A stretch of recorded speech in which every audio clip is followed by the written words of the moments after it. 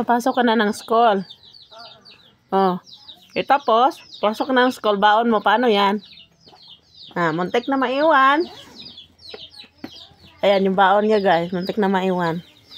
Kakatingin kay kay Sir Gavin. Kapinpin family. Charot.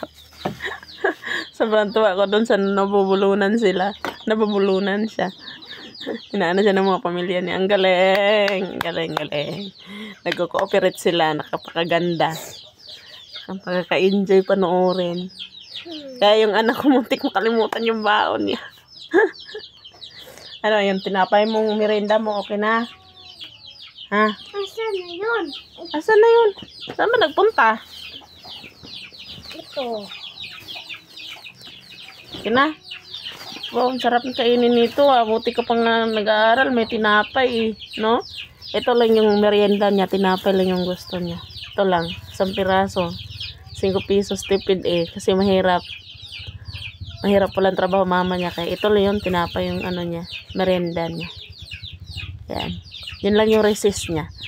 Tanghalian niya kanin lang, saka tubig. Ganun lang. Wala na. Hindi maarting bata na yan. Kasi alam niyo mahirap mama niya Mama, gahapon niya ako. Itong recess na ko. Kaon ko. Wala ko kaon atong tinapay ko. Busog ko.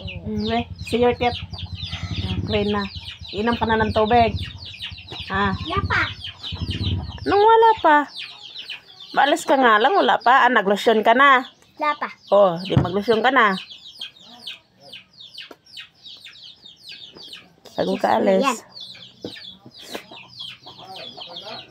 Anong gagawin mo sa school pagdating doon? Wala. Hindi ka mag-good morning sa teacher mo? Good morning. Ayun. Sabay buhaton. Ano sa ambili na ko? Dili magkiat. Ayun. Sa pagyod. Mangaway ka dito, dili. Dili magtabi. Yan ang buhaton ni mo. Yan ang yung pinapangaralan tika para hindi ka babagsak sa susunod mong Alam ko mataas yung grades mo pero dapat masaangatan mo pa. Kasi ikaw lang mag-isa Napupursige si papa mo para sa'yo Napupursige magtrabaho para sa'yo, para sa atin. So wag ka magtabi doon di magkiyat pati mukha sinulusyonan. Saan ang panyo mo? Ay, mayroon ako sama dito. Nga naman Iko plan. Kulit na kulit.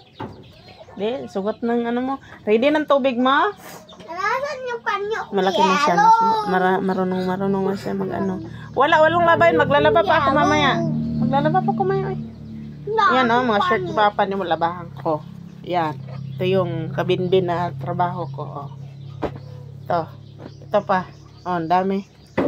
Akala mo, dami kong gagawin doon pag Tingnan mo yung crayon. Pag alis mo mamaya, ang dami kong gagawin.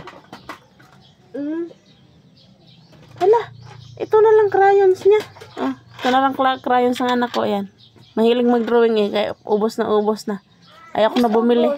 Yan. Ang brown ko kasi nawala. Tapos yung violet ko naputol tapos nawala din. Yan, ito lang yung niya.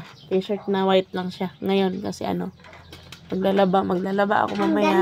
Then ayaw ko kasi siyang pina-straight na mag-uniform. Nag-t-shirt puti muna siya ng plain. Ngayon maglalaba ang mami niya pag alis niya. Kasi daming labahan. Ito lang gawa ng isang nanay. Charot. Habang magcha-charge pagkapuno, pagkatapos ng laba, manonood ng Kapinpin Family. Bayad na pagkapun mo.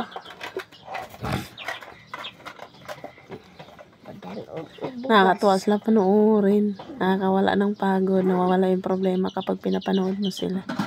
Kaya ginawa ko rin ng inspirasyon yun kung paano magtiyaga, maghintay, kung kailan ako magiging katulad nila, magiging future son, magiging vlogger kami ng anak ko at saka yung partner ko. Charot. Naumpisa pa lang to. Mami, yung balde na yung sila na bugas, mapuno pa yun? Hindi na. Ang dami pa. Hindi, wala nang bigas yan. Pinapatungan ng mga damit ko Pinapatungan ng mga damit eh. Wala na ngayon. Isang saing na lang ngayon tira dyan. Kukuha yun sa papa ng bigas maya. Ang mahal ng bigas eh. Meron gulay? Wala. Yun na, bye-bye na. Kaya punta ka na ng school. Bag mo, ready mo na. Okay. Bye-bye.